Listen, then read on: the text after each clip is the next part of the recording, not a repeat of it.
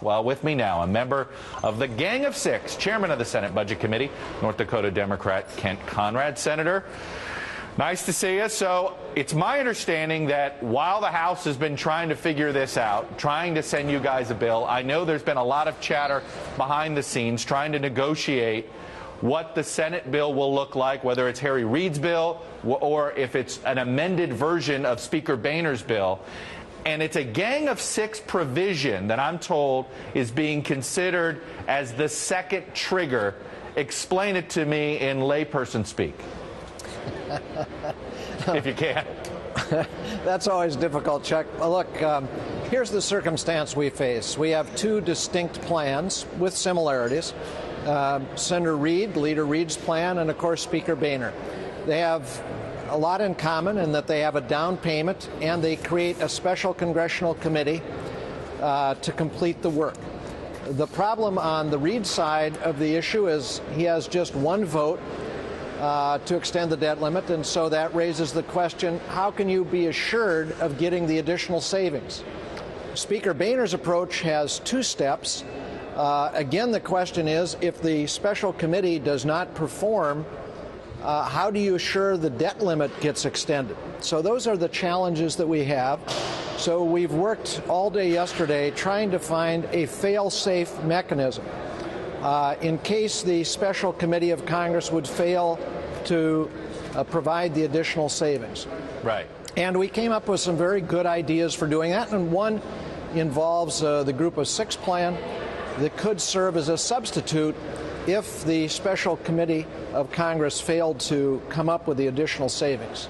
Now, I know that in this Gang of Six, there's 3 Democrats, 3 Republicans, but I have not heard assurances that the 3 Republicans are on board of essentially changing the trigger here, that taking out the decoupling the second debt limit vote from this joint committee. Do you have Chambliss, Senator Crapo, and Senator Coburn on board? I can't speak for them. One thing I've learned around here, Chuck, you don't speak for other senators. They speak for themselves. We have been meeting regularly. Obviously, there is desire on all of our parts that the Group of Six work ultimately be part of the package. And frankly, I think no matter what happens, it will be. Because if you think about it, there have only been 2 bipartisan packages that have ever been presented. One was the commission, Fiscal Commission, and the Group of Six, and the 2 of them are very close. That tells me any further negotiation is likely to wind up in the same spot. Explain to me the clock at this point. I was told that if Speaker Boehner's bill does make it out of the House, that it may be better for the deadline to use that as the shell, even if Democrats want to amend this thing and do all this, but to use Speaker Boehner's bill as the shell because it speeds up this process of getting the bill out of the Senate, back to the House, and on the president's desk.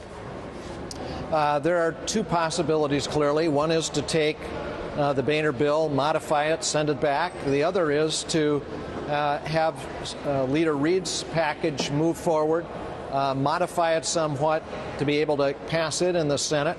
And unfortunately, we're not having the negotiations between Republicans and Democrats in the Senate right now because the Republicans don't want to confuse the issue when Speaker Boehner's package is being considered. So they've shut off discussions, negotiations, until they see what happens to Speaker Boehner's package.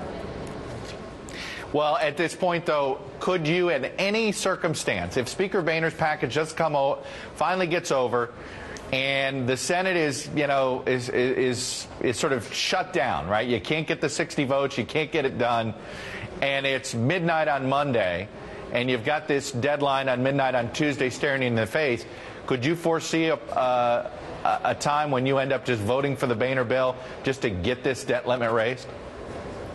No, that's not going to happen because the Boehner bill, as it is deeply imperfect, has significantly less savings than does Leader Reid's package, but beyond that would lead to the same uncertainty being repeated in just a few months. That's the last thing we need in the markets. That's the last thing we need to do in terms of confidence in America's fiscal position. Hey, the president's been quite quiet these last couple of days What do you want from the White House today? What would you like to see find out what the president and the vice president were doing in regards to this standoff? Well, I've been in contact with the White House in the last 24 hours several times. I think the important thing is for them to be doing what they are doing, which is to be looking at all of the options to deal with these separate challenges, whether the Leader Reid's proposal is followed or Speaker Boehner's structure is followed. The weaknesses of those two have to be addressed. And it's very important that we get a conclusion in the next few hours with respect to what is the backup, what is the default plan to cure the challenge of the Boehner proposal, which doesn't assure the debt limit gets extended in the second round, and on Leader Reid's proposal that we get an assurance that the savings are actually realized. Those are the two things we really need to solve in the next 24 hours. All right, Senator Kent Conrad, one of the group of, I noticed you're saying group of six. We're no longer using gang? Are we supposed to drop the gang? I'm from North Dakota. We're not too much into gangs out there. Fair enough. I prefer group of six. All right, we'll keep it as the group of six then with you on here. You'll be in the middle of this. Senator Conrad, thanks for coming on this morning. You bet.